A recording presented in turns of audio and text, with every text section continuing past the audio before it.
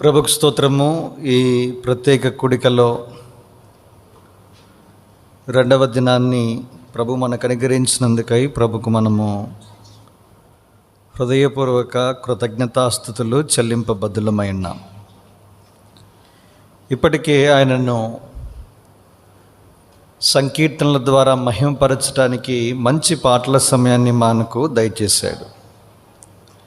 ఆయన వాక్యం ద్వారా కూడా ఆయన స్వరాన్ని వినగలిగే భాగ్యాన్ని, ధన్యతను కూడా ఈ బైబిల్ పఠనాల ద్వారా దేవుడు మనకు అనుగ్రహిస్తూ ఉన్నాడు.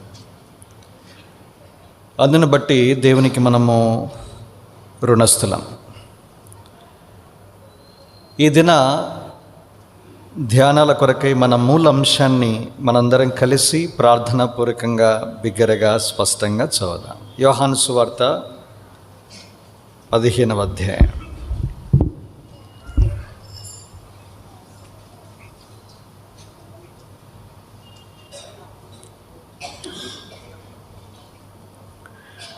పదకొండవ వచనాన్ని అందరం కలిసి చదువుదాం. John's Gospel chapter 15 and reading all together verse 11 please. మీ యందు నా సంతోషము ఉండవలననియు మీ సంతోషము పరిపూర్ణము కావాలననియు ఈ సంగతిలో మీతో చెప్పుచున్నాను. I have spoken these things unto thee that my joy might remain in you and your joy might be full. ప్రభు సాయం కొరకై ప్రార్థనలో ప్రవేశిద్దామండి.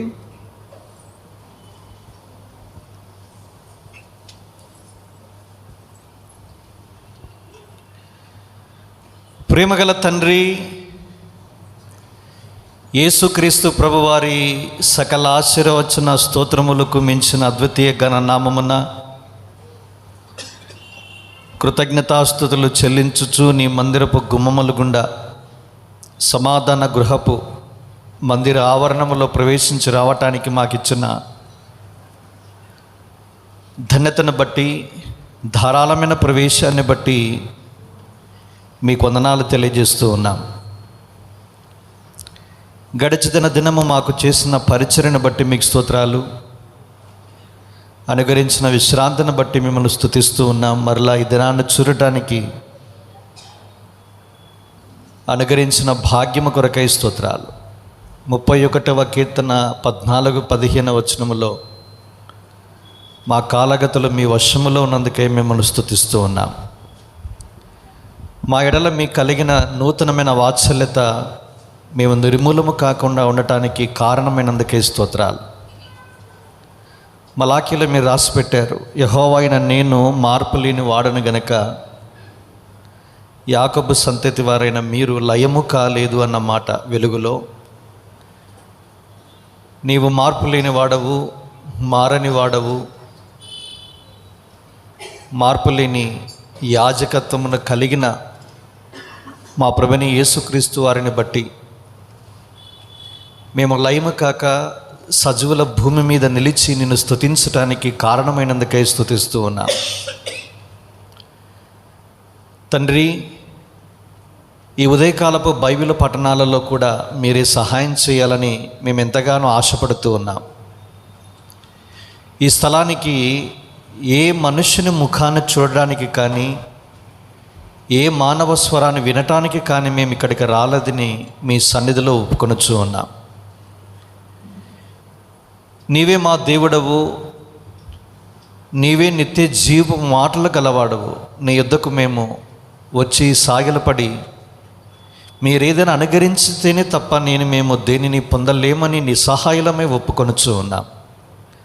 మాకున్న అక్కర్లు ఎన్నో, ఆత్మీయ, భౌతిక, మానసిక, శారీరక, భవిష్యత్తుకి సంబంధించిన, చదువుపరమైన, ఆర్థికపరమైన రకరకాల ఎన్నో సమస్యలతో, ప్రశ్నలతో మీ సన్నిధిలో మేము ప్రవేశిస్తూ ఉన్నాం. మా అక్కర్ల కొలది మీరే ధారాళంగా, స్వేచ్ఛగా, అధికారపూర్వకంగా, సమృద్ధిగా మీ మాటల ద్వారా మాతో మాట్లాడుతూ రావాల్సిందిగా ప్రార్థన చేస్తూ ఉన్నాం. దేవా, నీవు కొరకు వాడుకునే పాత్ర ఎంత బలహీనుడో, బలహీనమైన ఘటమో నీ వెరుగుదువు. నీ దాసుని సెలవు చాటును మరుగుపరచుము. క్రీస్తు ప్రభు నిత్య నిబంధన ప్రోక్షణ రక్తముతో కడిగి శుద్ధీకరించుము.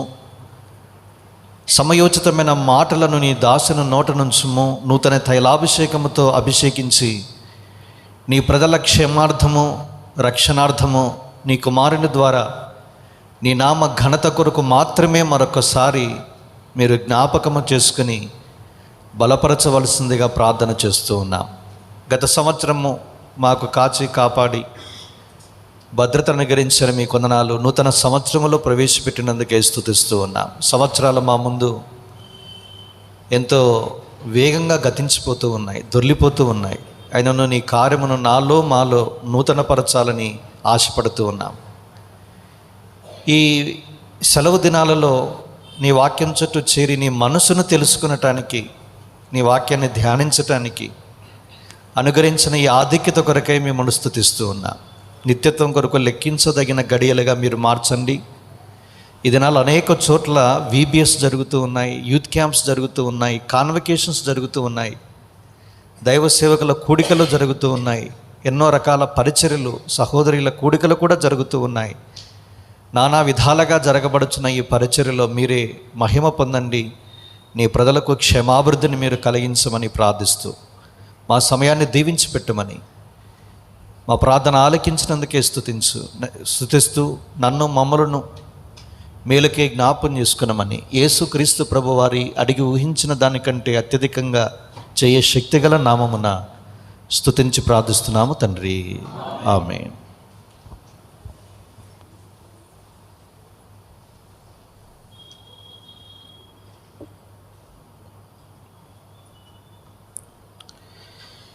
యేసుక్రీస్తు ప్రభువారు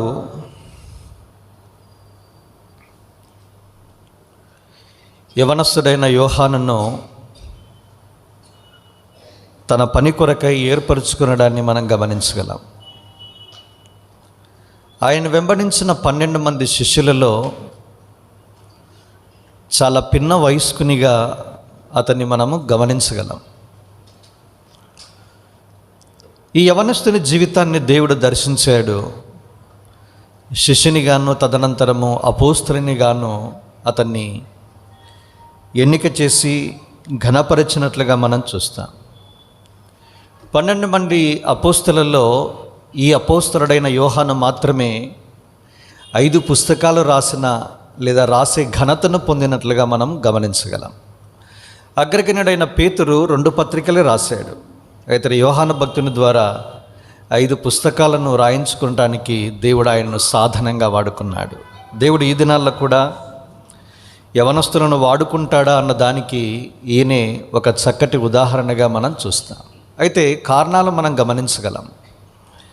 యోహాను భక్తుని గురించి యోహాను సువార్తలో 2 స్టేట్మెంట్స్ లేదా బిరుదులను మనం చూస్తాం. యేసు ప్రేమించిన శిష్యుడు అనేటువంటి మాట ఈయనకే వాడినట్లుగా చూస్తాం. రెండవది, యేసు రొమ్మున ఆనుకొని ఉన్న శిష్యుడిగాను కూడా యోహానే పరిచయమైనట్లుగా మనం గమనించగలం. యేసు ప్రేమించిన శిష్యుడు అంటే ఈ శిష్యుడు కూడా యేసు ప్రభువారిని బహుగా ప్రేమించి ఉండాలి, లేకపోతే ఆ మాట చెప్పడానికి అవకాశం లేదు. మీరు గమనించారు లేదో, యోహాను సువార్తల్లోనే లేదా యోహాను రాసినటువంటి పుస్తకాల్లోనే ప్రేమ అనే మాట ఎక్కువసార్లు మనకు కనబడ్డాన్ని చూస్తాం. అందుకే యోహానును లేదా అపోస్తలుడైన యోహానును ప్రేమను గురించి ఎక్కువగా రాశాడు గనక ఇతనిని ప్రేమ అపోస్తలునిగా మనము పేరు మార్చి పిలవచ్చు. అపోస్టిల్ ఆఫ్ లవ్, ప్రేమ అపోస్తలుడు. కొంతమంది వారు రాసిన శైలిని బట్టి పేర్లు మార్చవచ్చు. ఉదాహరణకి పేతురు నిరీక్షణ, క్రైస్తవులకు ఒక నిరీక్షణ ఉంది. శ్రమల్లో, బాధల్లో, కష్టాల్లో, నీరో చక్రవర్తి కాలంలో చెదిరిపోయిన వారందరికీ ఒక శుభప్రదమైన జీవము గల నిరీక్షణ ఉంది అని చెప్పటానికి 2 పత్రికలు రాశాడు. అందుకే ఆయనను అపోస్తలుడైన పేతురు అన్న మాటకి నిరీక్షణ అపోస్తలునిగా కూడా మనము పేరు పెట్టి సంబోధించవచ్చు, అపోస్టిల్ ఆఫ్ హోప్.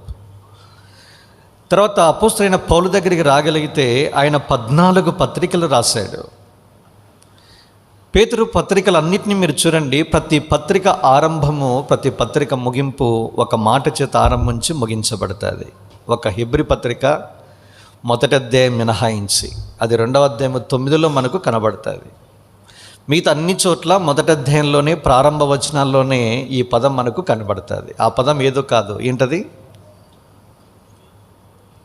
గ్రేస్, కృప. అందుకే అపోస్తలుడైన పౌలు అనేటువంటి ఆయన పేరుకు ప్రత్యామ్నాయంగా ఏ పేరు వాడచ్చు? అపోస్టల్ ఆఫ్ గ్రేస్, కృపా అపోస్తలునిగా ఆయన మనం పేరు పెట్టి సంబోధించవచ్చు. ఎందుకంటే కృపను అపరిమితంగా ఆయన అనుభవించిన వాడుగా, కృపను గురించి అద్భుతంగా వర్ణించినట్లుగా మనం చూడగలం. అందుకే తాను చేసిన పరిచర్య సారాంశాన్ని ఒకే ఒక సెంటెన్స్లో ముగించాడు ఆయన. ఎక్కడ? 1 కొరింథీ 15:10లో చూస్తాం. అయ్యా, అపోస్తలులందరికంటే నేను ఎక్కువగా ప్రయాసపడ్డా, అయినను నువ్వు ప్రయాసపడినది నేను కాను, నాకు తోడైన, ఏం పదం ఉపయోగించాడు, దేవుని కృపయే అన్నాడు. దాదాపుగా 34 నుంచి 36 సంవత్సరాలు సుదీర్ఘమైన సేవ అనుభవం ఆయనకి చెల్లుతుంది. కానీ తన సేవ అనుభవాన్ని అంతటినీ రంగరించి ఏం మాట్లాడుతున్నాడంటే, వారందరికంటే ఎక్కువగా ప్రయాసపడ్డాను అని చెబుతూనే, నేను కాదండి ప్రయాసపడినది, నాకు తోడైన దేవుని కృప అన్నాడు. మీరు గమనించారు లేదో, దేవుని సేవలో మనం ఒంటరిగా ప్రయాసపడంలా. చాలామంది ఏమనుకుంటారంటే, అన్నా నా తల ప్రాణం తోకకొస్తుందన్నా సేవ చేయడం అంటారు. గమనించాల్సింది ఏంటంటే, మనము చేసే ప్రతి పనిలో ఆయన భాగస్వామ్యం ఉంది. యేసుక్రీస్తు ప్రభువారు స్వయంగా చెప్పాడు. మార్కు సువార్త 16:20లో ఒక మాట ఉంటుంది. ప్రభువు వారికి సహకారుడై ఉండి వెనువెంట జరుగుచూ వచ్చిన వాటిని ఏం చేశాడు? వాక్యము చేత స్థిరపరచుచుండెను. తెలుగు తర్జుమా అంత బాగలేదు, సహకారి తెలుగు తర్జుమా. ఇంగ్లీష్లో ఏముంది? The Lord working with them and confirm the word by signs and wonders. The Lord is working with them. వారితో కలిసి దేవుడు పని చేస్తున్నాడు. అది నీకు నాకు ప్రోత్సాహం కలిగించే విషయం. నేను ఒంటరిగా ప్రయాసపడడం లేదు దేవుని సేవలో. నేను ఎక్కడికైనా వెళ్ళనివ్వండి, నేను అనుకున్నది ఏంటంటే, అయ్యా నీ సన్నిధి నాకు తోడుగా వస్తుంది. మోషే అన్నాడుగా, నీ సన్నిధి మాతో రానిళ్ళని మమ్మల్ని పంపించొద్దు. వాటి క్లాసికల్ ప్రేయర్ అండి. అట్లా ప్రార్థన చేయాలా? మీరు మాతో వస్తేనే తప్ప మమ్మల్ని తీసుకెళ్ళొద్దండి, మీరు మాతో కూడా ఉండాలి. ఆయన సన్నిధిని కోరుకోవడంలో ఉన్న గొప్పతనము ఇదే. కనుక యేసుక్రీస్తు ప్రభువారు ఏమన్నాడంటే, మీరు వెళ్ళండి, సర్వలోకానికి వెళ్ళి సర్వ సృష్టికి సువార్తను ప్రకటించారు. Go and spell, that is gospel అన్నాడు ఒక ఆయన. గాస్పల్ అంటే GOSPEL కదా, గో దాన్ని విడగొట్టాడు ఆయన. గో అండ్ స్పెల్ అంటే స్పీక్. వెళ్ళకుండా ప్రకటించలేం, అడుగు వేసి ముందుకెళ్ళాలా. దాని పర్యవసానం ఏముంది? 28వ అధ్యాయం 20లో ఏముంది? ఇదిగో యుగ సమాప్తి వరకు సదాకాలము మీకు తోడై ఉన్నాను. వచ్చింది 2024లో వాగ్దానం ఇక్కడ ఎవరికొకరికి. ఎవరికి ఆ వాగ్దానం చెల్లుతుంది అనుకుంటున్నారు? అందరికీ రాదు, అఫ్కోర్స్. కనుక ఒకరికి మాత్రమే ఖచ్చితం. దేవుని కొరకు, దేవుని సువార్త పరిచయ కొరకై సేవ కొరకు అడుగు ముందుకేసి ప్రయాసపడుతున్న వారితో అంటున్నాడు, ఇదిగో యుగ సమాప్తి వరకు నేను మీతో కూడా సదాకాలము తోడుగా ఉంటాను. ఎంత మంచి వాగ్దానం.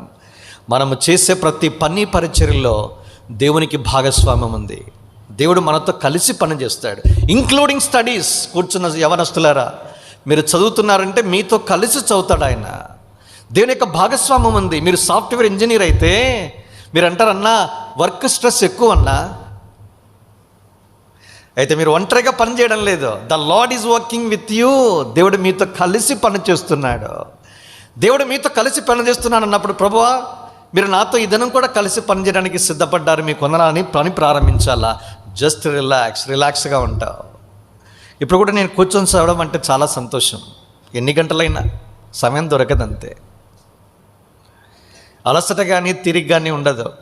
ప్రయాణాలు కానీ పరిచర్య కానీ నేను ఎరుగుతాను. ఎందుకంటే నేను అవుట్ ఆఫ్ 28 years 28 ఏళ్ళుగా విద్యార్థి దశ నుంచి చేస్తూనే ఉన్నా. ఎంత తాజాగా నవీనంగా దేవుడు రిఫ్రెష్ చేస్తాడు అంటే, అట్లా నవీనపరుస్తాడు, దేవుని సేవ కొరకు వాడుకుంటాడు. లేదంటే భక్సింగ్ గారు ఆ దినాల్లో OM ట్రక్కులు ఎలాంటివి? రాళ్ళు రప్పలు, ఎర్రమట్టి ఉంటుంది చూసారా, ఇది మరి ఇక్కడ తెలుసో తెలియదు మరి. రాయలసీమలో అంతా రాళ్ళు రప్పలే, అందుకే రాయలసీమ రాళ్ళసీమ, రాళ్ళు ఎక్కువ. ఎలా ఉంటుందంటే ఇది ఎర్రమట్టి రోడ్డు, కంకర ఎర్రమట్టి ఉంటుంది. ఓఎం ట్రక్కులలో ఒకప్పుడు ఎట్లా పోయారు ఈయన అనిపిస్తుంది నాకు. కొన్ని సందర్భాలు నేను విన్నాను, ఆళ్ళగడ్డలో ఒక ఫ్యూనరల్ అటెండ్ అయ్యాడు ఆయన. హైదరాబాద్ నుంచి ఆళ్ళగడ్డకి వెళ్ళి ఫ్యూనరల్ చేసి వచ్చాడు. జస్ట్ రిలాక్స్ అయ్యి స్నానం చేసి కూర్చుంటే మళ్ళీ చావు కబురు చల్లగా వచ్చింది. ఇంకొక చోట ఫ్యూనరల్, మళ్ళీ ఆయనే మళ్ళీ ఏం చేశాడు, మళ్ళీ పోయి మళ్ళీ ఫ్యూనరల్ చేశాడు. ఆయనతో పాటు యవనస్తురాలుగా ఒక ఆంటీ, వారి ఇంట్లో నేను కొంతకాలం ఉన్నా, ఆవిడ చెప్పింది ఆయనకు ఓఎం ట్రక్ పెద్దది కదా, దాంట్లో బస్స ఆ మంచం వేస్తే వీళ్ళు కింద పడుకునే వాళ్ళంట. అది ఇట్లా ఎగురుతూ వెళుతూ ఉంటే ఎట్లా పడుకుని నిద్రపోయాడా అనిపిస్తుంది ఆయన. ఒకసారి కారు చెడిపోయిందంట, భక్సింగ్ గారి కారు పరిచర్యకి వెళ్ళేటప్పుడు. చక్రం తీసి దాన్ని రీప్లేస్ చేయాలా, ఉంటుంది కదా స్టెప్నీ ఉంటుంది కదా, అన్నా మీరు కొంచెం అట్లా రిలాక్స్డ్గా అట్లా చెట్టు కింద కూర్చోండి, దాన్ని తయారు చేసిన తర్వాత మనం బయలుదేరదామంటే ఓకే అన్నాడంట. జస్ట్ ఆ చెట్టు కింద టవల్ వేశారు అంతే, అట్లా పడుకున్నాడు. విదిన్ సెకండ్స్లో గురకబెట్టి నిద్రపోతున్నాడంట. మళ్ళీ అయిపోయిందని మళ్ళీ రిలాక్స్, లేయడం, కూర్చోడం, పోవడం. ఈరోజు మాకు ఎన్నో ప్రయాణ సౌకర్యాలు, ప్రభుకు స్తోత్రం, నాకు 310 బుక్ చేసి పంపించారు టికెట్, చూసారా. ఏసీలో కూడా సహజంగా చాలా ఆయన గురించి నేను విన్నాను. క్యాలబే యాంటిపస్ అంకుల్ సిఎంస్ వెల్లూరులో ఆయన సువార్త యోధుడు. కొంతమంది పిచ్చి, ఏది ప్యాషన్ ఫర్ సోల్స్, ఆయన స్లీపర్ కూడా బుక్ చేసుకోడంట. మాకు లేదులేండి అంత ప్యాషన్ లేదు, ఒప్పుకోవాలి మనం. మళ్ళీ మేము భక్తిపరులాగా మీ ముందు నటిస్తే మేము వేషధారులమవుతాం. జనరల్ కంపార్ట్మెంట్లో ఇంకి రాత్రంతా సువార్త చేసుకుంటూనే వెళ్తాంట.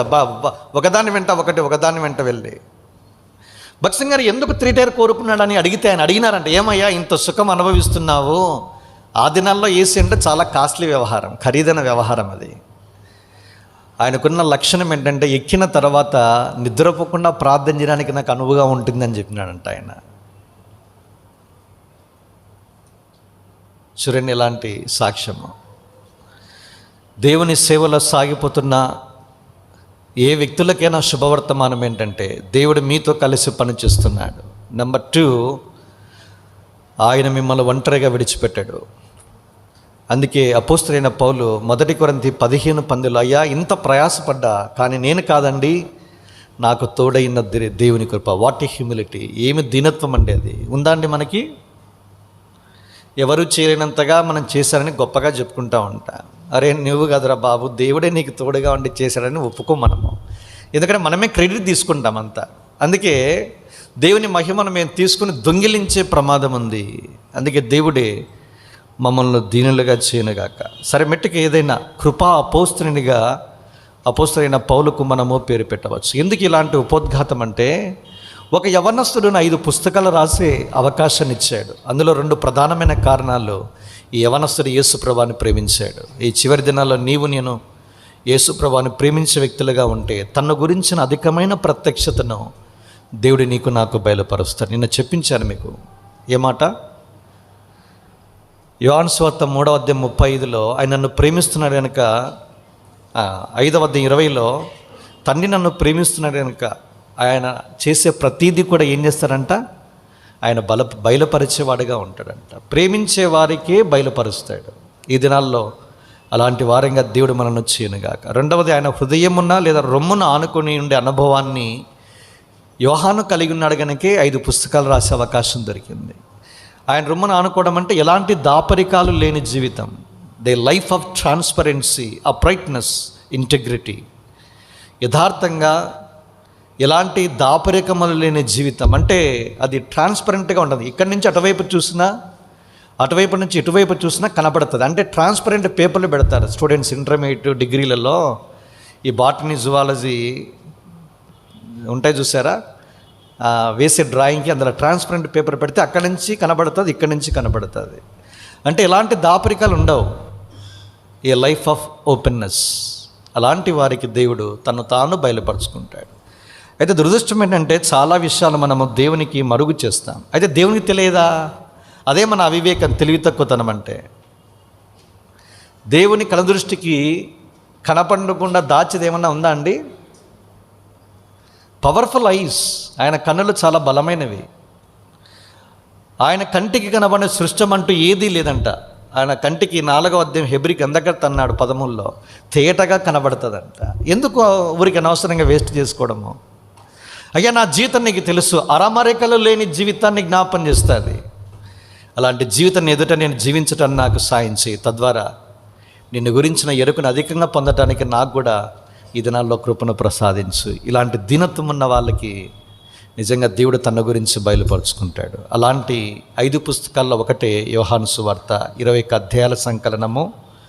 అందులో అద్భుతమైన అధ్యాయమే యోహాను సువార్త 15. అందులో నిలిచుండుట 15 నుంచి 11 వచనాలు. 11 వచనం మీదనే మనం ధ్యానిస్తున్నాం.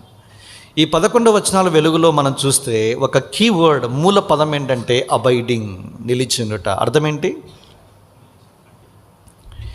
యేసుక్రీస్తు ప్రభువారి యొక్క సహవాసములో నిలకడగా ఉండడము ద్వారా ఆయన జీవము మనలో మన ద్వారా బయలుపరచబడి ఆయన కొరకు ఫలాలు ఫలించుటయే నిలిచి ఉండటకు అర్థం. కనుక నిలకడగా ఉండడం, ఆయన సహవాసములో నిలకడగా ఉంటే మనలో ఆయన జీవము పని చేస్తుంది. అంతేకాదు మన ద్వారా పని చేస్తుంది. అంతేకాదు మనము దేవుని కొరకు ఫలాలు ఫలించే వారంగా ఉంటాం. ఎసెన్స్ అంతా అదే ఈ అధ్యాయం అంతా. ఒక వ్యక్తి క్రీస్తులో నిలిచి ఉన్నాడని చెప్పటానికి 4 గుర్తులు మనకు కనబడతాయి. అది మనం గుర్తించాలి. అందులో ఇది 11వది, 4వ సంగతి. మొదటిది ఏంటంటే యోహాను సువార్త 15వ అధ్యాయము 4-5 వచనాల్లో ఆయన యందు నిలిచి ఉన్నవారు తప్పకుండా ఫలిస్తారు. అది అన్మిస్టేకబుల్ ఎవిడెన్స్ అంటాం దాన్ని. ఖచ్చితంగా బయలుపరచబడే ఒక అద్భుతమైన సంగతి ఏదైనా ఉంది అంటే ప్రపంచానికి తెలిసిపోతుంది క్రీస్తులో వీడు నిలిచి ఉన్నాడా లేదా అని. నేను నిజంగా దేవునిలో నిలిచి ఉంటే, క్రీస్తులో నిలిచి ఉంటే నేను ఫలాలు ఫలిస్తా. బేరింగ్ ఫ్రూట్ అన్నాడు దాన్ని 3 అంతస్తులు చూపించాడు యోహాను భక్తుడు. ఒకటి ఫలించడము, మరి ఎక్కువగా ఫలించడము, 8వ వచనము బహుగా ఫలించడం అన్నాడు. చూడండి, 3 శ్రేణులు ఉన్నాయి. ఫలించడం ఒకటి, మరి ఎక్కువగా ఫలించడం ఒకటి, బహుగా ఫలించడం ఒకటి. మత్తయి సువార్త వెలుగులో చెప్పాలి అంటే 30 60 100. దేవుడు ఫలిస్తే, మనం ఫలిస్తే దేవునికి ఏమవుతుందంటే 8వ వచనం రాజు, మీరు బహుగా ఫలించుట వలన నా తండ్రి మహిమపరచబడును. ఎందుకు? అల్టిమేట్గా అంటే దేవునికి మహిమ వస్తుంది, అందుకు ఫలించాలంటే ఆయనలో నిలిచి ఉండాలి. ఆయనలో నిలిచి ఉండే వారి జీవితంలో మొట్టమొదటిది కనిపించేది ఏంటంటే ఫలం. దానికి పెద్ద చిట్టా ఉంది. ఏంటి ఫలాల రకాలేంటి, ఇవన్నీ it's all together different subject. దాని దగ్గర నేను వెళ్ళడంలా. నెక్స్ట్ సెకండ్ వన్, ఒక వ్యక్తి క్రీస్తులో నిలిచి ఉన్నాడని చెప్పడానికి 2వ రుజువు ఏంటంటే 7వ వచనము, మీరు నా యందు నిలిచిన ఎడల, లేదా నా మాటలు మీ యందు నిలిచి ఉంటే మీ ప్రార్థనలకు జవాబు నేను అనుగ్రహిస్తాను. Answered prayers. మన ప్రార్థన జీవితము ఫలభరితంగా ఉంటుంది. ఇంకో మాట చెప్పాలంటే మన ప్రశ్నలకి లేదా ప్రార్థనలకి జవాబును పొందుతాం. అది గొప్ప విషయం. నిజంగా ఇది నాన్న దేవుని మాటలు మనలో నిలిచి ఉండకుండా ఉంటే మనం చేసే ఏ ప్రార్థనకు జవాబును పొందలేం. దాని గురించి నేను 2వ వర్తమానంలో చెప్తాను ఇన్ డీటెయిల్. 3వ భాగం దగ్గరికి వస్తే యోహాను సువార్త 15వ అధ్యాయము 9 తర్వాత 10 తర్వాత 12 వచనాలు. ఈ 3 దేని జ్ఞాపం చేస్తాయంటే ఒకే సంగతి. ఆయనలో నిలిచి ఉండేవారు జీవితంలో కనిపించేది ఏంటంటే క్రీస్తు యేసు ప్రభువారి ఎడల అమితమైన ప్రేమను కలిగి ఉంటారు. అంతేకాదు ఆ ప్రేమను తన చుట్టూ ఉన్న వారి పక్షంగా కూడా కనపరిచేవారుగా ఉంటారు. అంటే 2 రకాలుగా, ప్యారలల్ అండ్ హారిజాంటల్. అదే సిలువ. దేవుని ఎడల మిక్కుటమైన ప్రేమను కనపరుస్తారు, అదే సమయంలో తన చుట్టూ ఉన్న వారిని కూడా ప్రేమిస్తారు. ఇది ఆయనలో నిలిచి ఉన్న వారికి ఉన్న 3వ గుర్తు. ఇది నన్ను నేను దేవుని ప్రజలను ప్రేమించడం లేదు అంటే నేను ఆయనలో నిలిచిలేనర్థం. ఇక 4వది చివరిది, మనం చదువుకున్న యోహాను సువార్త 15వ అధ్యాయం 11లో one of the by products of abiding in Christ is joy. ఆయనలో నిలిచి ఉండటం ద్వారా కలిగే 4వ ప్రయోజనం ఏదైనా ఉంది అంటే ఏంటది? సంతోషం. అది మన అంశం. కనుక ఇది నాన్న దేవుడు ఆయనలో నిలిచి ఉంటే, క్రీస్తులో నిలిచి ఉంటే ఆయన అనుగ్రహించే సంతోషాన్ని సంపాదించుకుంటాం. ఆయన సంతోషం 6 రకాలుగా మనం చూసాం. ఆ సంతోషాన్ని పొందడం మాత్రమే కాదు, ఆ సంతోషం ఏం కావాలా? పరిపూర్ణం చేసుకోవాలి. పరిపూర్ణమైన సంతోషానికి మొదటి కారణాన్ని రాత్రి చూసాం. ఏంటది? Abiding in his love. ఆయన ప్రేమలో నిలిచి ఉండాలి.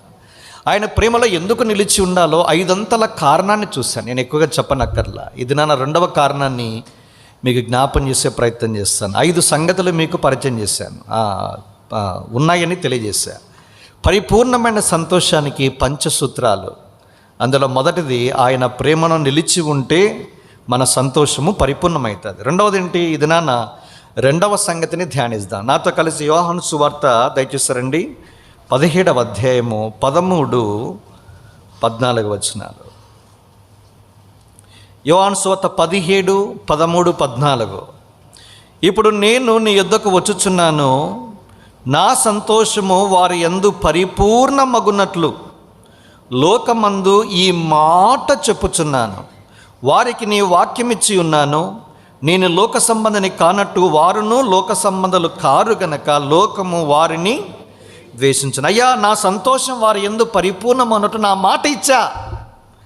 ఏంటా మాట? 14లో అన్నాడు, వారికి నీ వాక్యమిచ్చి ఉన్నాను. బా, ఏం పదమండి! ఎవరిది వాక్యము?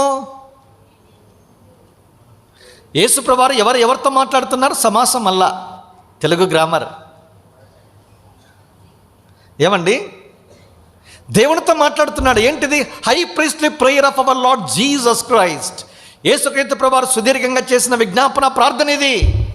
17 అధ్యాయాల క్లాసికల్ ప్రేయర్, అద్భుతమైన ప్రార్థన అండి. మనం కూడా నేర్చుకోవాలా. యేసు ప్రభువు మొదలు పెట్టాడు, పరిశుద్ధుడమైన తండ్రి అని మొదలు పెడుతూ సంబోధన.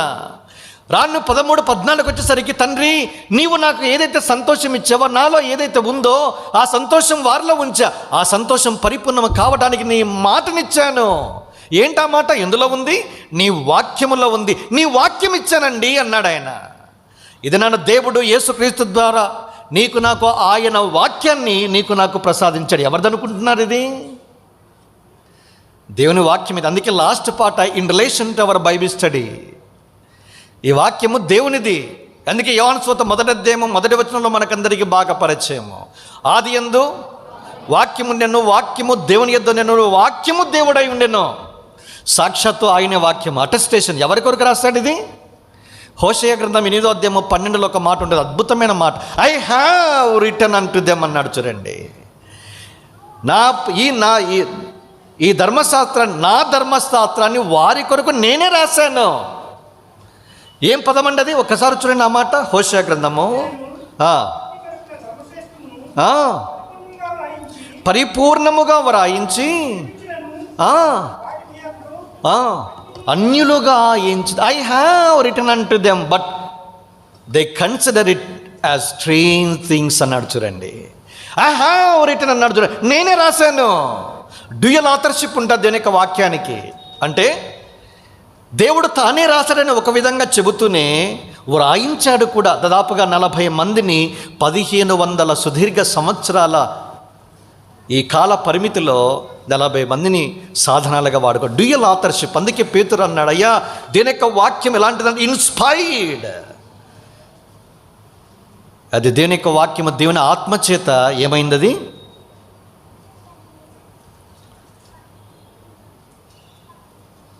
దేవుని ఆత్మచేత దేవుడు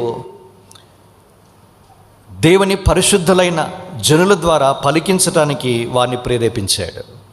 కనుక డ్యూయల్ ఆథర్షిప్ ఉంది. దీని యొక్క వాక్యం తానే రాశాడు, తాన వాక్యము అది నీకు నాకు ప్రసాదించాడు. ఇది నాన్న దేవుడు మన చేతిలో, అయ్యా నీకు వారికి నీ వాక్యం ఇచ్చి ఉన్నాను. ఈ వాక్యం 66 పుస్తకాలు మన చేతిలో ఉండడానికి దేవుడు అనాదిలోనే సంకల్పించాడు. దేశంలో ప్రపంచంలో ఎన్ని భాషలు ఉన్నాయి?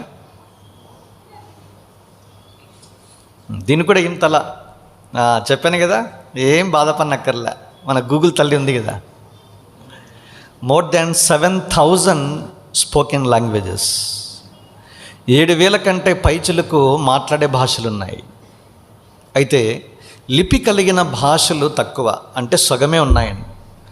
3500 పైచిలుకు దగ్గర ఏమున్నాయి? లిపి కలిగిన భాషలు ఉన్నాయి. లిపి కలిగిన 3500 భాషలో ఒక భాష, అదే మన మాతృభాష, అదే తెలుగు. బైబిల్కున్న గొప్పతనం ఏంటంటే ఈ 3500 భాషల్లోకి కూడా పూర్తి బైబిల్ లేకపోయినా కొన్ని భాగాలైనా కూడా తర్జుమా చేయబడ్డాయి, అనువాదము చేయబడ్డాయి అన్నది ఒక వాడుక. దాన్ని మనము బైబిల్ సొసైటీ ఆఫ్ ఇండియా కావచ్చు, ఇంటర్నేషనల్ బైబిల్ సొసైటీ కావచ్చు, ఆ స్టాటిస్టిక్స్ వారు మనకు తెలియజేస్తారు. ఇదేనంటే దేవుడు నీకు నాకు మాతృభాషలో దీని యొక్క వాక్యం ఇచ్చాడు. ఏం చేయాలి ఇప్పుడు? ఏం చేయాలండి? బేసిక్గా దీని యొక్క వాక్యం ఎందుకు ఇచ్చాడు? నీవు నేను జీవించటానికి ఇచ్చాడు. జీవించాలంటే ఏం చేయాలా? సింపుల్గా చెప్తాను. ఏం చేయాలా? నేను బ్రతకాలంటే నేనేం చేయాలా? తినాలా 3 పూట్ల. అందుకే దీని యొక్క వాక్యాన్ని రొట్టెతో పోల్చాడు. సిమిలీస్ అండ్ మెటాఫర్స్ ఉన్నాయి, మనకంతా బాగా తెలుసు, నేను అవన్నీ చెప్పనక్కర్లా. వాక్యము తినే పదార్థాలు ఒకటేంటంటే రొట్టె. అందుకే మత్తయి సువార్త 4:4 మనుషుడు రొట్టె వలన మాత్రమే కాదు, దేవుని నోట నుండి వచ్చు ప్రతి మాట వలన జీవించును. ఇంగ్లీష్లో అద్భుతంగా ఉంటుంది. నేను మీకు ఒక స్ట్రేంజ్ అద్భుతమైన విషయాన్ని మీకు తెలియజేస్తాను. ఇంగ్లీష్లో ఏముందండి?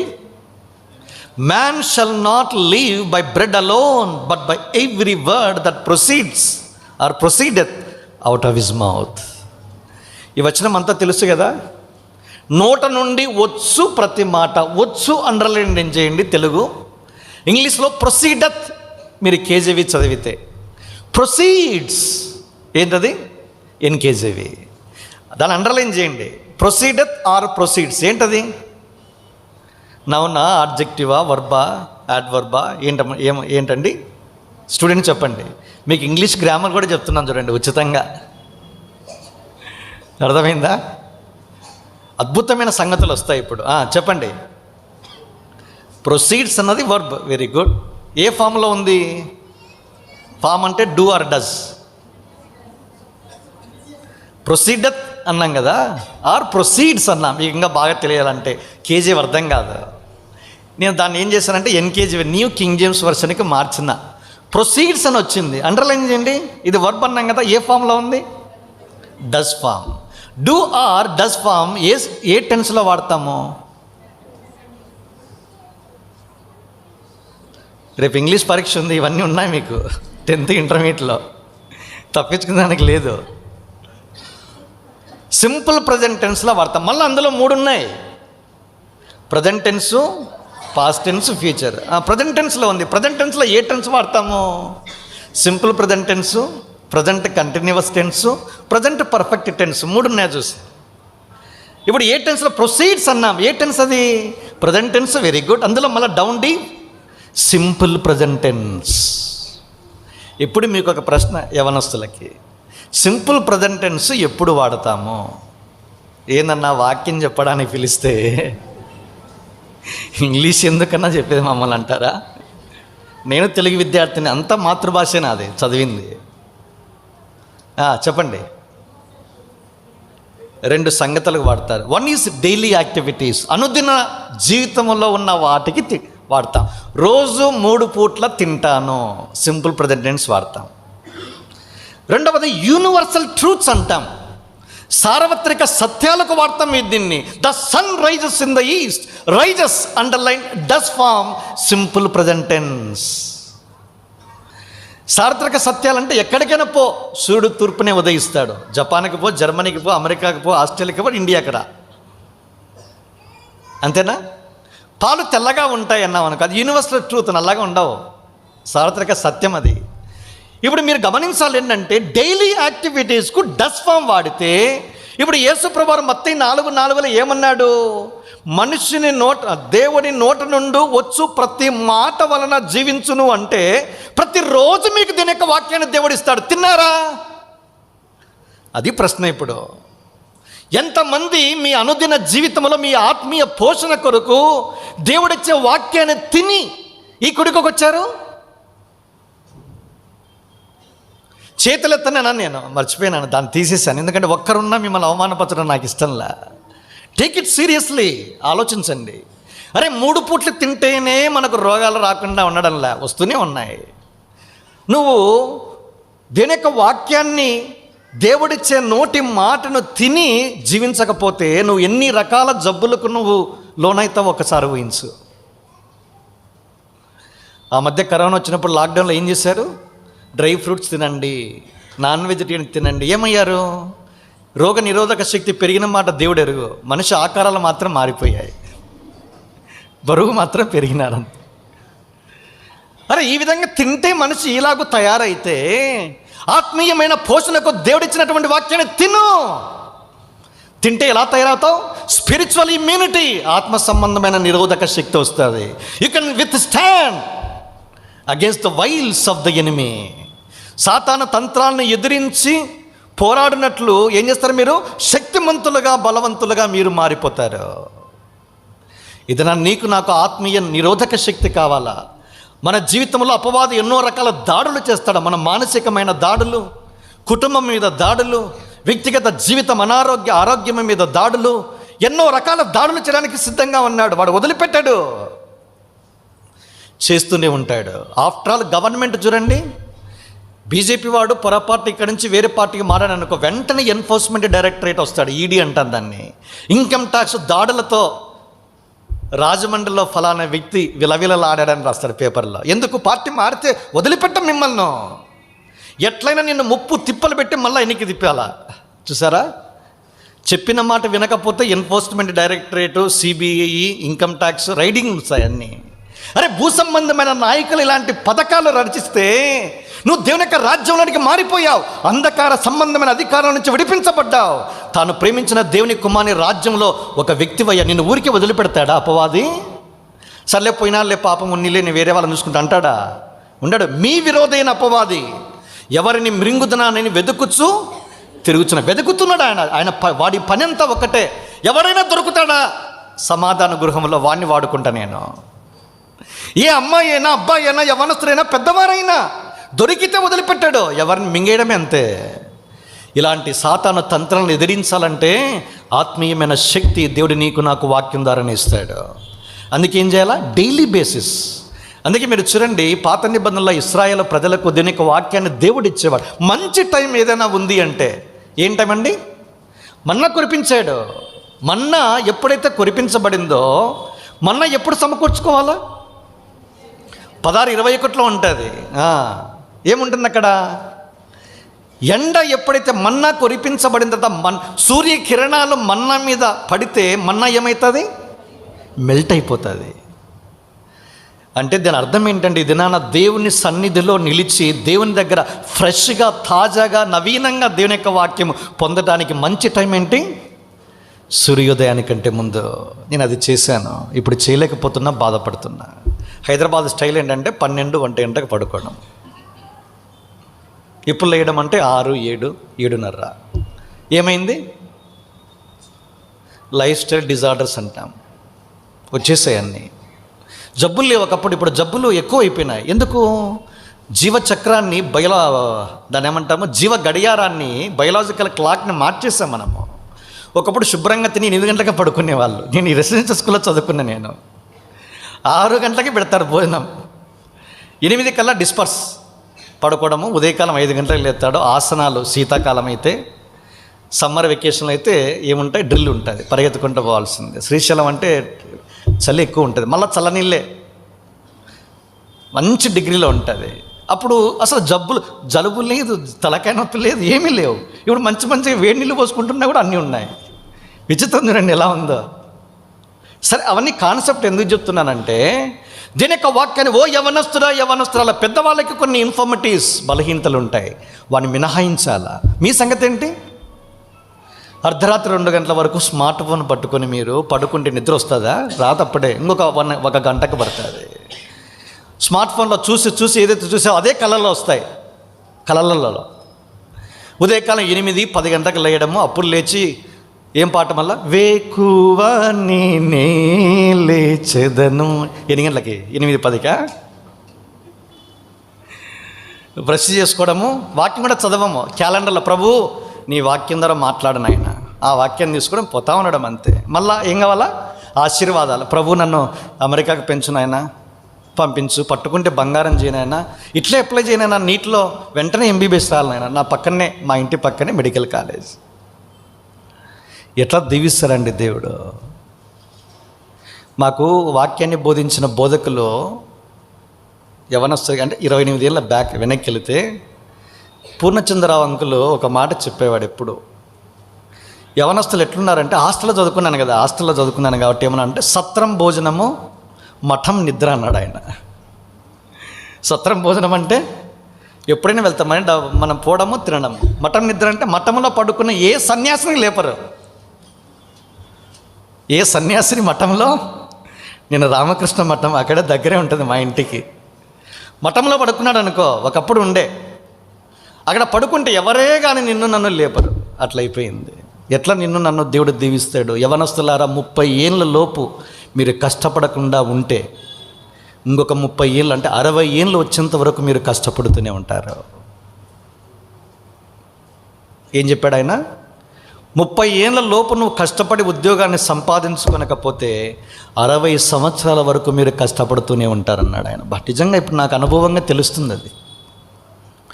Put some solid hard work on your studies, be diligent even in scriptures, even in your studies. కఠోరమైన పరిశ్రమ, దీని యొక్క వాక్యం, దీని స్టడీస్ మాత్రమే కాదు, దీని వాక్యం మాత్రమే కాదు, మీ చదువుల్లో కూడా కష్టపడాలి. మీకేం లేదు, ఏ పని ఉంది పాట, ఇంట్లో పనులు కూడా చేయించరు అమ్మాయిలకి. నాకు కూడా ఉంది అమ్మాయి, మా పాప 10th ఇప్పుడు. ఒక పని చేయించాం. ఎందుకు? వాళ్ళ ఒకటే టాస్క్, చదవాలా, ఎగ్జామినేషన్ రాయాలి. నీట్ ఎగ్జామినేషన్ మీరు ఇచ్చారు, నీట్ చదవడం అంతే.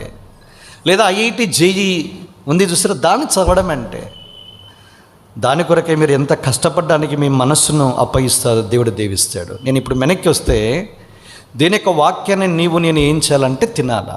అప్పుడు నేను దేవుని వాక్యం చేత జీవిస్తాం. మనం జీవిస్తే అనేకులను కూడా జీవింపచేస్తాం. మనే బ్రతికే ఇలాగూ తెల్లారితే ఎవరిని మనల్ని బ్రతికించగలము? బ్రతికించలేము. కనుక దేవుడు నీకు నాకు అనుగ్రహించిన వాక్యాన్ని, నేను నీ వాక్యాన్ని వారికి ఇచ్చాను. ఈ వాక్యం వల్ల నేను సరైన దృక్పథాన్ని కలిగి ఉండాలి.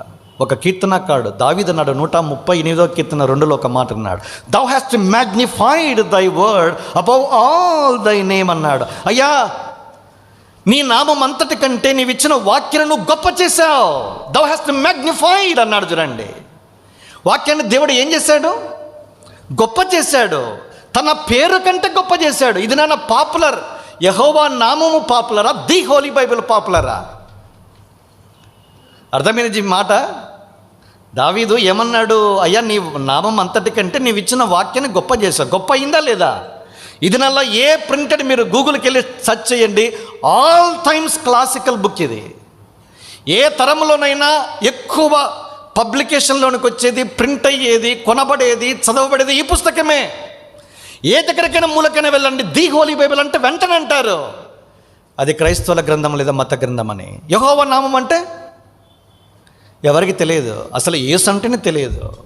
ఆ మధ్య ఆగస్టు 15 జనవరి 26కు సువార్తకి వెళ్తాం మేము. వెళ్తే ఆమె వ్యవసాయదారులు ఒక ఆవిడకి సువార్త ఇచ్చమ్మా, యేసు ప్రభువుని నమ్ముకుని నరకాల నుంచి మిమ్మల్ని తప్పించి పరలోకానికి తీసుకెళ్తాడంటే ఆవిడ అనింది, యేసు అమ్మాయి అబ్బాయి అన్నానండి.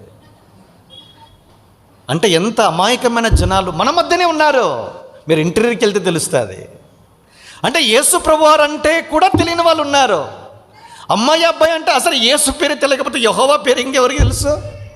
అందుకే నా పేరు కంటే నీవిచ్చిన వాక్యం అంటే నీ వాక్యాన్ని గొప్ప చేసి, ఆ వాక్యం ఎవరు? ఆయన యేసుక్రీస్తు ప్రభువారు. అందుకే ఇది నాన్న దేవుని వాక్యం అనే యేసును నేను గొప్ప చేయాలి. గొప్ప చేయాలి అంటే ఈ వాక్యాన్ని అనుసరించడమే, ఆయన మాట వినడమే, ఆయన పేరును గొప్ప చేయడం. మీ తండ్రి పేరు నిలబెట్టాలరా అంటే ఆయన ఎత్తుకుని పోవడం కాదు, అంతేనా? ఆయనకు ఏం చేయాలంటే నీ జీవితం ద్వారా, నీ చదువు ద్వారా, నీ ఉద్యోగం ద్వారా ఆయన కీర్తిని ఏం చేయడము? గొప్ప చేయడం. ఏం కొడుకు కన్నారండి, ఏం కూతురు కన్నావయ్యా, ఇదనామా ఫలానా స్థలంలో ఉంది, ఫలానా హోదాలో ఉంది అంటే ఆయన తండ్రి ఉప్పొంగిపోతాడు. అది గొప్ప చేయడం అంటే. అంతేగాని గొప్ప చేయడం అంటే తలకాయ మీద పెట్టుకొని మనం పోవడం కాదు.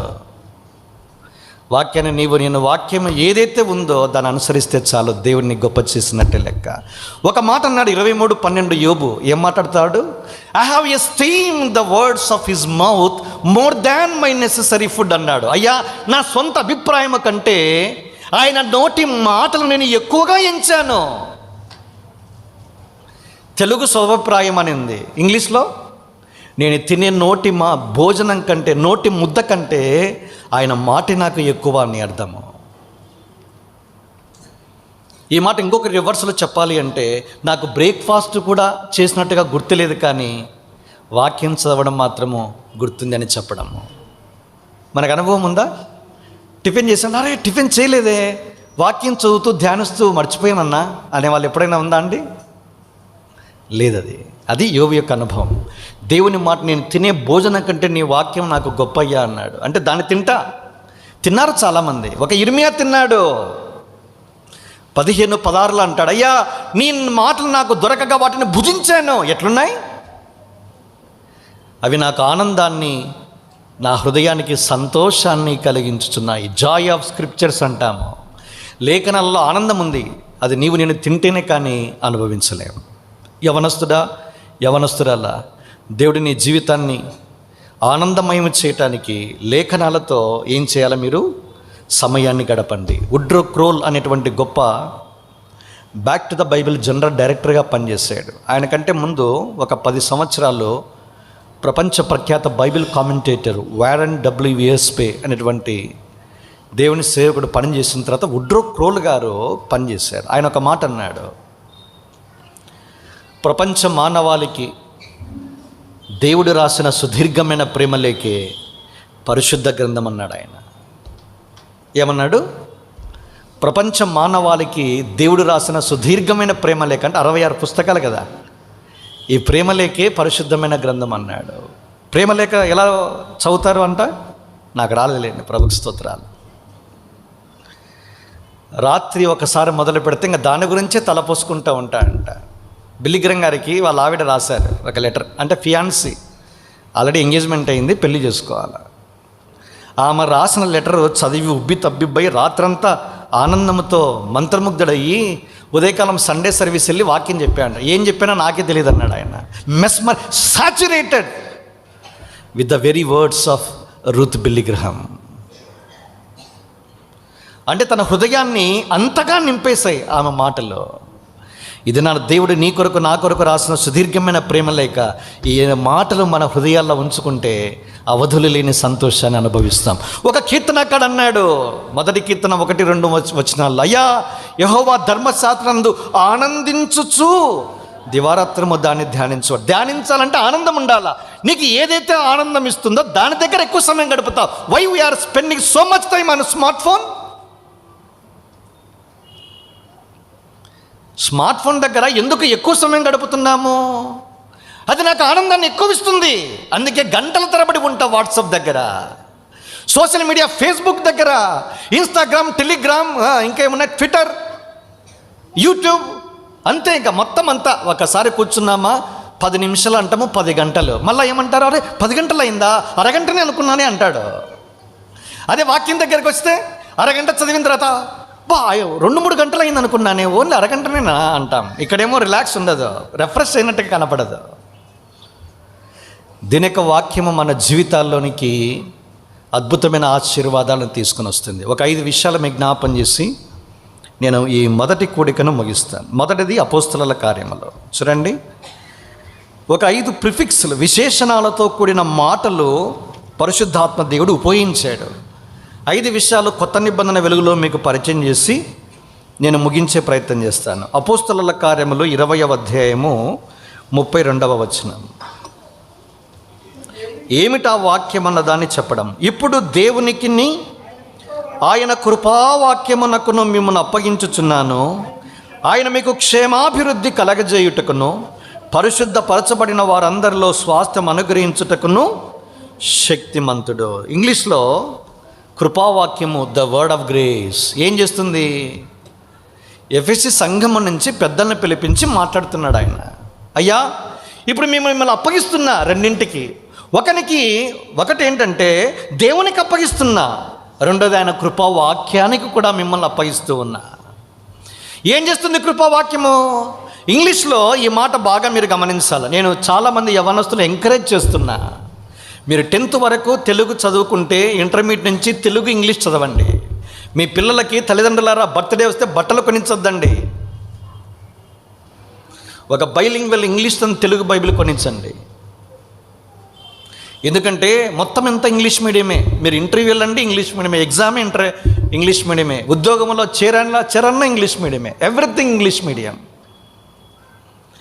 అందుకే వారు ఇంగ్లీష్ భాష మీద పట్టు సాధించడానికి ఇంటి నుంచి, మందిరము నుంచి, దీనికి వాక్యము నుంచి వారి జీవితాలను మీరు ఆస్వాదించబడినట్లుగా చేయండి. ఏముంది ఇంగ్లీష్లో? I commend you to God and the word of his grace which is able to build you up. ఆయన దేవునికి ఆయనకు అప్పగిస్తూ ఉన్నా, ఆయన కృపావాక్యానికి అప్పగిస్తున్నా. ఏం చేస్తుంది? ఆయన కృపావాక్యము which is able to build you, మిమ్మల్ని కడుతుంది. తెలుగు నేను అక్షరానుసారంగా ఇంగ్లీష్ నుంచి తెలుగు తర్జుమా చేస్తే which is able to build you, మిమ్మల్ని కడుతుంది అని రాశాడు. తెలుగులో ఏముంది? క్షేమాభివృద్ధి అని రాశాడు. ఇంగ్లీష్ బైబిల్లో మిమ్మల్ని కడుతుంది. దీని యొక్క వాక్యానికి ఉన్న శక్తి ఏంటో తెలుసా? జీవితాన్ని కడుతుంది. దేవుడు కనీసం నాలుగింటిని కడతాడు. ఆయన ఫస్ట్ వన్ దేన్ని కడతాడు? ఒక వ్యక్తిని కడతాడు దేవుడు. 31వ అధ్యాయం ఇర్మియా గ్రంథం 3వ వచనంలో, O daughter of Israel, I will build thee and thou shall be build. ఇశ్రాయేలు కన్యక, నీవు ఇకను కట్టబడినట్లు నేను నిన్ను కట్టించదును. It's a personal emphasis. నేను నిన్ను. వ్యక్తులను దేవుడు కడతాడు. ఇదినా వ్యక్తులు ఏమైపోయారు? పాడైపోయారు. ఎలా పాడైపోయారు? ఆదికాండం 6వ అధ్యాయంలో చేస్తే ప్రతి వాడు తన సొంత మార్గాలకు వెళ్ళి తమ మార్గాలని చెరిపివేసుకున్నారు. జీవితాన్ని పాపని బట్టి పాడు చేసుకున్నారు. వ్యక్తిగతంగా చెడ్డ అలవాట్లను బట్టి పాడు చేసుకున్నారు. జీవితమే చిన్నాభిన్నమైంది. చిన్నాభిన్నమైన నీ జీవితాన్ని, పాపాన్ని బట్టి పాడైపోయిన నీ జీవితాన్ని, అలవాట్లు, అవమానకరమైన రహస్య పాపాలను బట్టి పాడైపోయిన నీ జీవితాన్ని తిరిగి కట్టేది దీని యొక్క వాక్యం. ఆయన వాక్యానికి మీరు చోటిస్తే పాడైపోయిన మీ జీవితాన్ని దేవుడు కడతాడు. అందుకే which is able to build you up. ఈ వాక్యానికి ఉన్న శక్తి, కృపావాక్యం ఏంటంటే నిన్ను తిరిగి కడుతుంది. ఎంత హోప్ అండి, ఎంత నిరీక్షణ. ఈ కట్టే పనిలో యేసుక్రీస్తు ప్రభువారు ఉన్నాడు. నీ వ్యక్తిగత జీవితాన్ని కట్టడానికి సిద్ధంగా ఉన్నాడు. నీ పాపాన్ని బట్టి ఎంతగా పాడైపోయినా యేసు ప్రభువారి దగ్గరికి వస్తే నేను అద్భుతంగా దేవుడు కడతాడు. ఒక సందర్భాన్ని మీకు జ్ఞాపం చేస్తాను. ఆదికాండం 1వ అధ్యాయంలో ఏముంది? ఆదియందు దేవుడు భూమి ఆకాశము సృజించును. చాలా బాగుంది. తర్వాత ఏముంది? భూమి నిరాకారముగాను శూన్యముగాను ఉండెను. ఉందా? యెషయా ఒక మాట చూడండి, 45:18. అనలైటికల్ మైండ్ ఉంటుంది యవనస్తులకి, బాగా ఆలోచించాలా. చూడండి ఏముందో. 45:18. ఆకాశములకు సృష్టికర్తయగు యెహోవాయే దేవుడు, ఆయన భూమిని కలగజేసి దాన్ని సిద్ధపరిచి స్థిరపరచును. గమనించాల, నిరాకారముగా నుండినట్లు ఆయన దాన్ని సృజింపలేదు అన్నాడు. మరి అక్కడేమో ఎట్లుంది? అర్థమైందా మేము చెప్పిన మాట? యెషయా 45:18లోనేమో నిరాకారముగా ఉండునట్లు దేవుడు దాన్ని సృష్టించలేదని రాశాడు. మరి ఆదికాండం 1లో ఏముంది?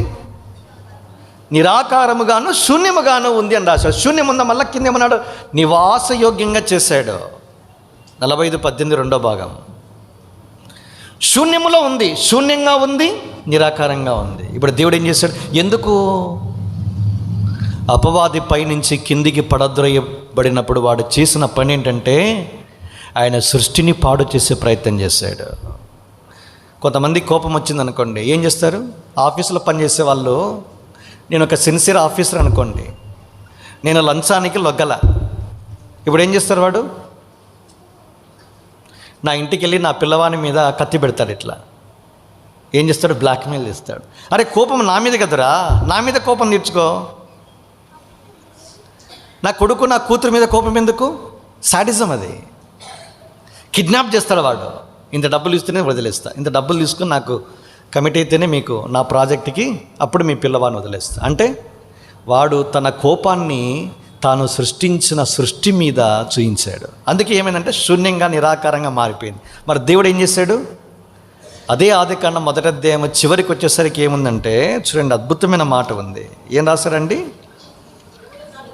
దేవుడు తాను చేసినది యావత్తును చూచినప్పుడు అది చాలా మంచిదిగా ఉన్నాయి. చాలు మంచిది కాదు, చాలా మంచిదిగా ఉందంట.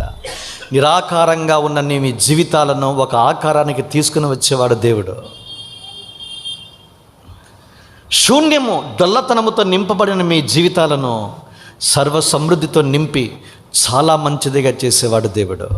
ఆ దేవుడు వాడే సాధనము దీని యొక్క వాక్యం. ఈ వాక్యానికి మీ జీవితాల్లో చోటు ఇచ్చినట్లయితే దేవుడు మీ జీవితాన్ని కడతాడు. ఓ యవనస్తుడా, యవన సహోదరి, జీవితాన్ని పాడు చేసుకోవద్దు. ఈ వాక్యమే నిన్ను బాగు చేసేది, కట్టేది. ఈ వాక్యం దగ్గరికి రా. కనుక వర్డ్ ఆఫ్ హిస్ గ్రేస్ మొదటిది కృపావాక్యం. రెండోది ఏ వాక్యము చూడండి, అప్పుడు రోమపత్రిక 10వ అధ్యాయము. నేను కొంచెం వేగంగా వెళ్తాను, ఎందుకంటే ఇంకా 4 విషయాలు ఉన్నాయి కనుక. రోమ 10 చూడండి, 8, 9 వచనాలు.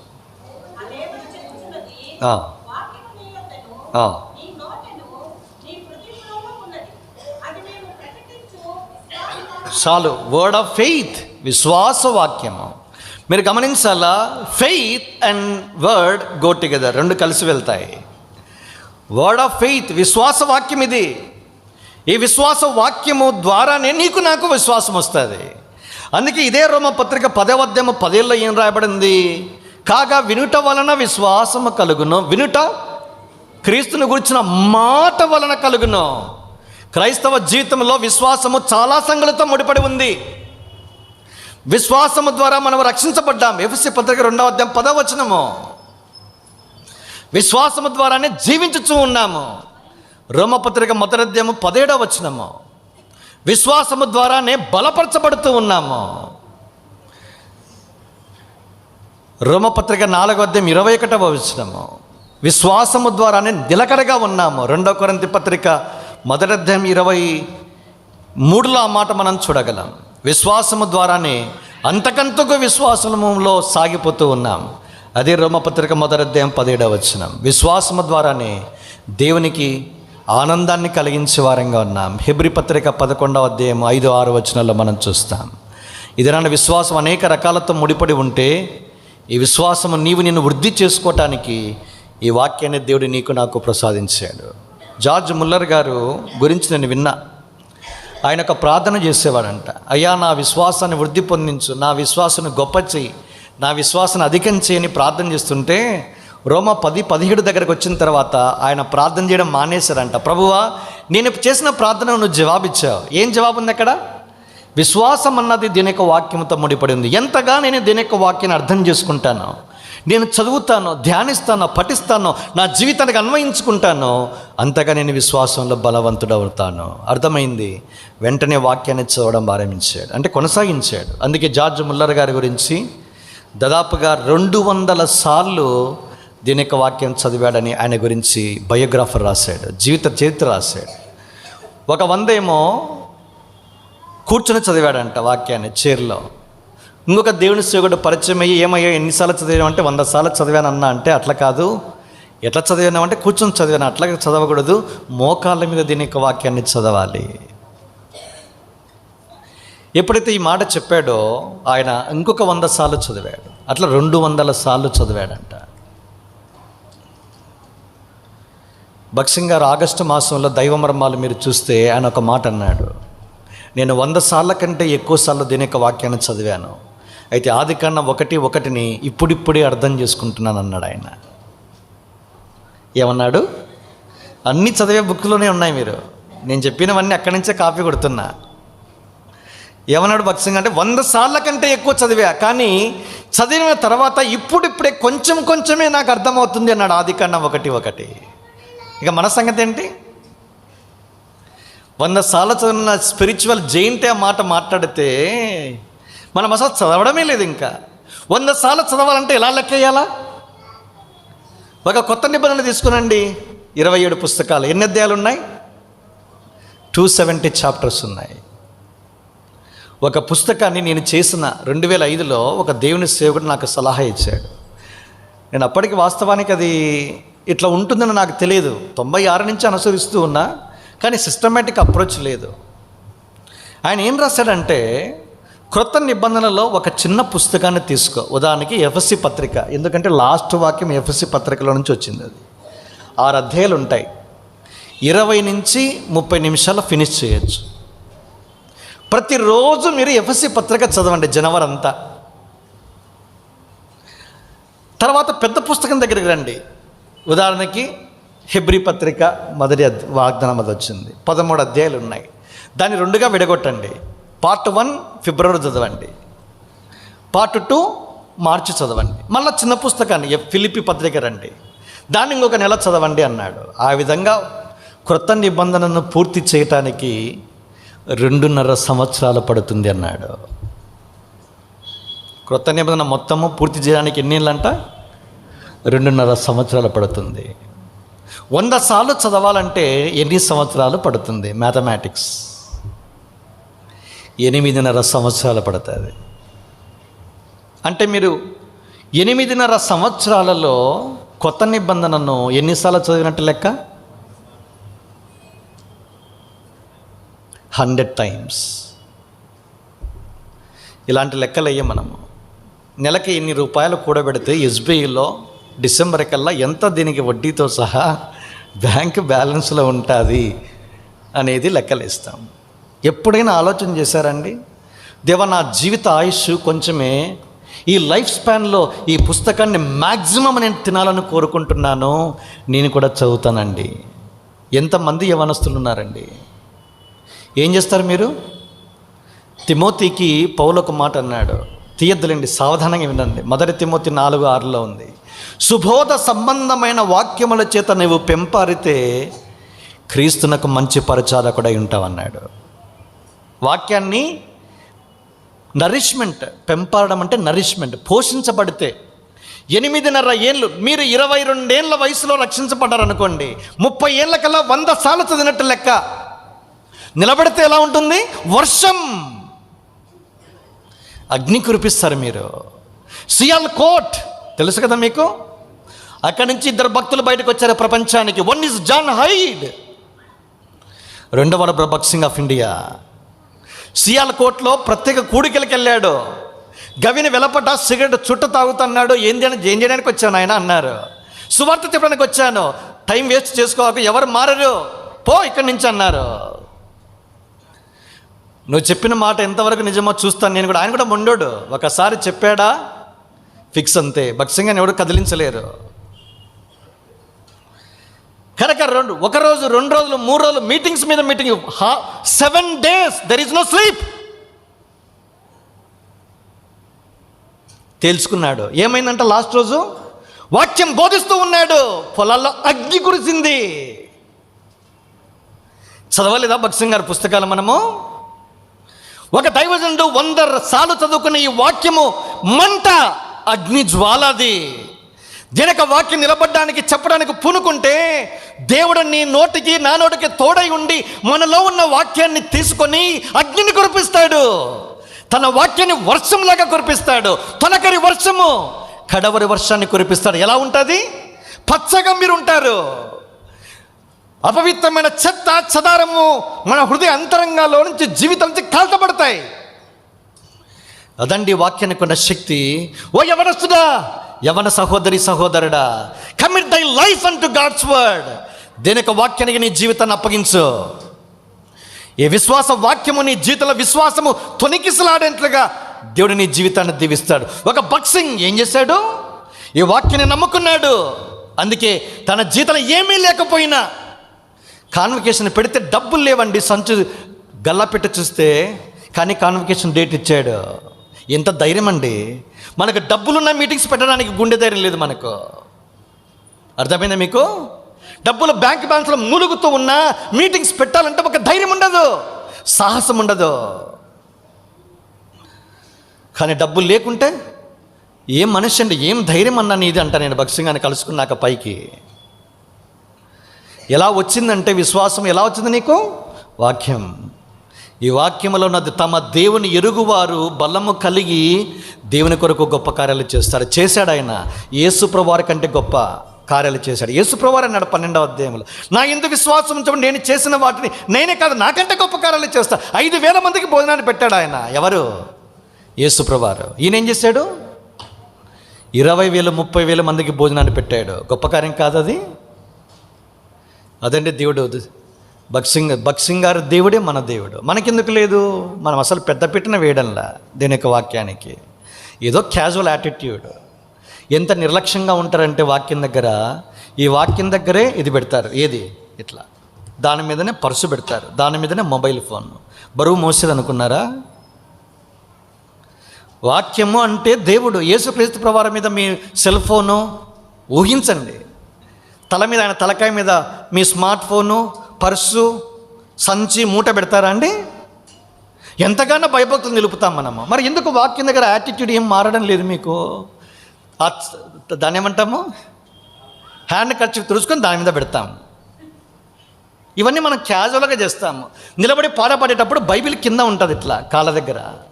అసలు ఏమైనా ఉందా అండి మనకు సెన్స్? అంటే లేదు మనకి. దేవుడే గొప్ప చేసిన ఈ వాక్యాన్ని హృదయానికి అత్తుకోవాలి, నా జీవితంలో పని చేయడానికి వాడాలా. 1 తెస్సలోనిక 2వ అధ్యాయం 13లో, విశ్వాసులైన మీలో ఆ వాక్యమే కార్యసిద్ధి కలగజేయుచున్నది. దేవుడు మన జీవితాల్లో పనిచేయడానికి వాడేది దీని యొక్క వాక్యం. కళ్ళకు అద్దుకోవాలండి. హిందువులు అద్దుకుంటారు. ఒక పవిత్ర ఖురాన్ చదివేటప్పుడు ఎలా చేస్తారు? అమ్మాయి చిన్న బేటా బచ్చా, మా ముషీరాబాద్ అంతా వాళ్ళే. చిన్న పాప అండి, 2 ఏళ్ళు 3 ఏళ్ళు ఉంటాయి. మళ్ళీ బాగా ముసుగు ఇంతవరకు కట్టి ఆ ఖురాన్ ఎక్స్లో ఉంటుంది ఒక అదేంటది చెక్క పెట్టే, దాని మీద ఇట్లా పెట్టి ఏం అర్థమవుతుందో లేదా నాకు అర్థం కాలేదా, ఆ పాపకు అర్థమవుతుందా లేదా అన్నది. ఏం పెట్టి మోకాల మీద చదువుతుందండి పాప. What attitude. మనము ఎంతో చిల్లరగా బిహేవ్ చేస్తాం. ఎట్లా దేవుడు దీవిస్తారండి? దీని యొక్క వాక్యాన్ని నీవు నేను గొప్ప చేయాలి, మనని చేయాలి. జాన్ రేడియో స్పీకర్ ఉన్నాడు. అంతవరకు మామూలుగా చదివాడు. భక్సింగ్ గారి దగ్గర నుంచి నేర్చుకున్నాడు. ఆయన చెప్పిన ప్రసంగాలు నేను విన్నా. ఏం చెప్పాడు తెలుసా? మా ఊరి పక్కనే కమలాపురం ఆయనది. భక్సింగ్ గారు వచ్చిన తర్వాత భక్సింగ్ గారు ఏం నేర్పించారంటే మోకాల మీదనే వాక్యం చదవడం నేర్పించారు. నేను కూడా ఇప్పుడు కూర్చున్నాను అనుకో, నేను చెప్పిన ప్రసంగాలు నాకే గుర్తొస్తాయి.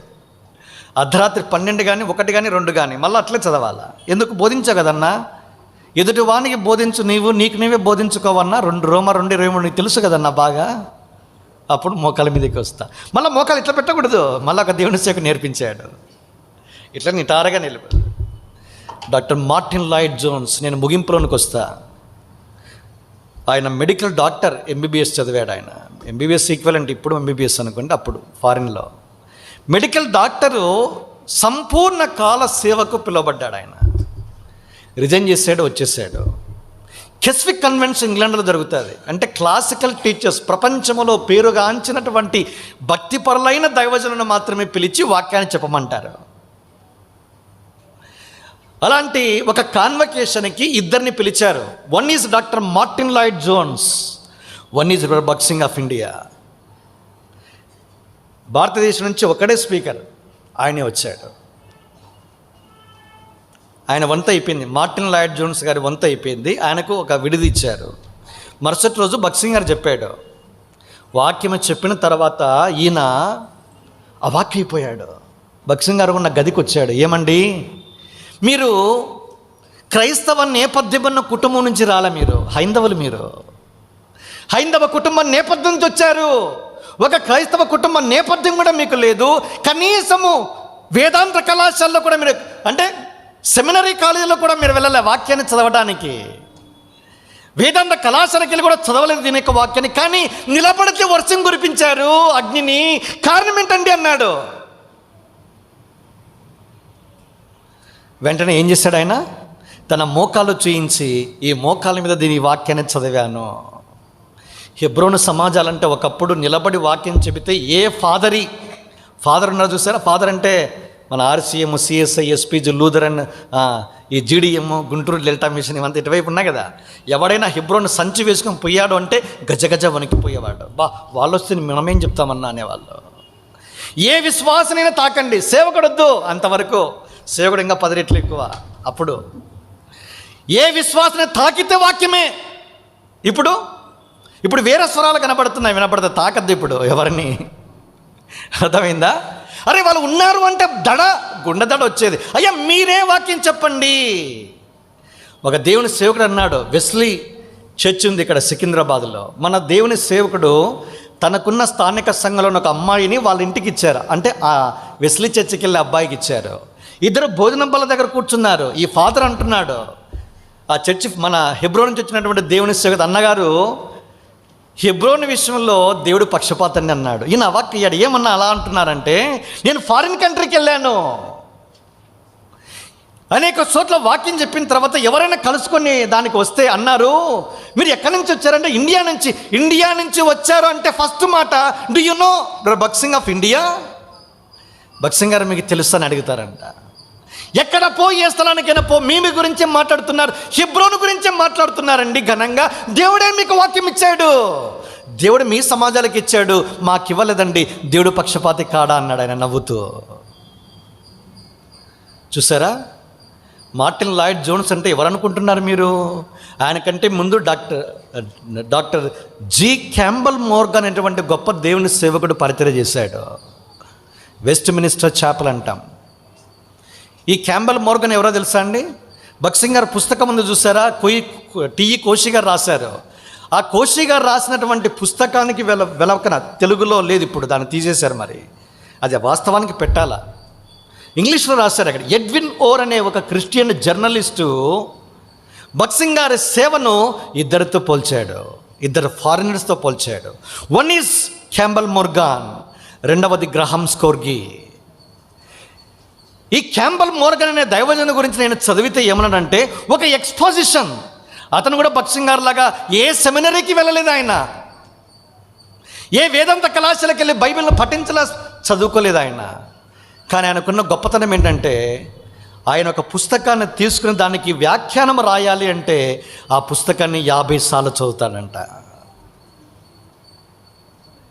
నన్ను పొరపాటున మీరు ఏమన్నా యోహాను 10:11 ఇచ్చినారు కదా, మీరు యోహాను సువార్త ఎన్నిసార్లు చదివినారన్నాను అనుకో, నేను ఉడాయిస్తా ఇక్కడి నుంచి. మళ్ళీ నేను ప్రీచర్ను, ప్రసంగికును, స్పెషల్ స్పీకర్, మళ్ళీ నాకు కింద ఏం లేదు, నథింగ్ ఇస్ దేర్.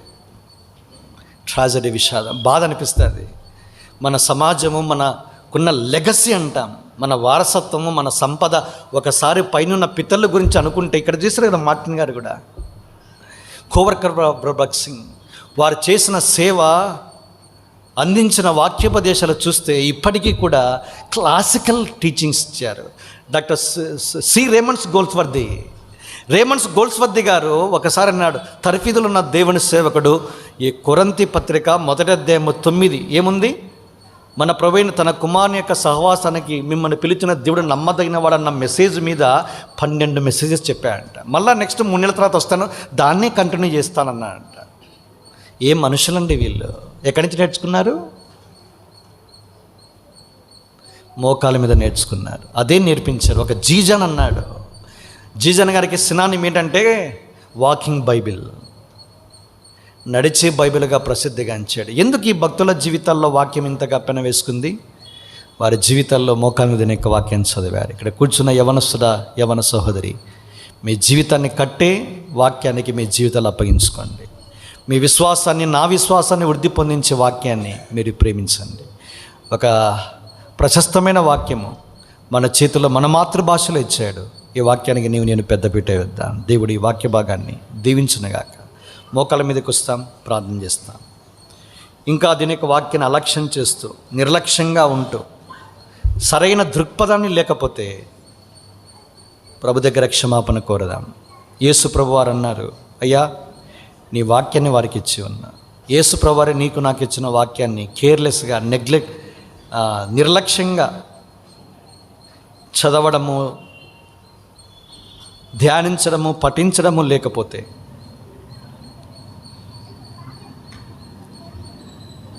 ఆయన సన్నిధిలో క్షమాపణ కోరి నూతనంగా వాక్యము కొరకై మన జీవితాలను ప్రతిష్ఠించుకుందాం. తద్వారా దేవుడు వాక్యాన్ని ఘనపరిచిన కారణాన (బ్రాకెట్స్) దేవునినే ఘనపరిస్తే 1 సమూయేలు 2:30 ప్రకారము నన్ను ఘనపరచు వారిని నేను ఘనపరచదు. దేవుడు మనలను మన జీవితాలను ఘనపరిచి దీవిస్తాడు.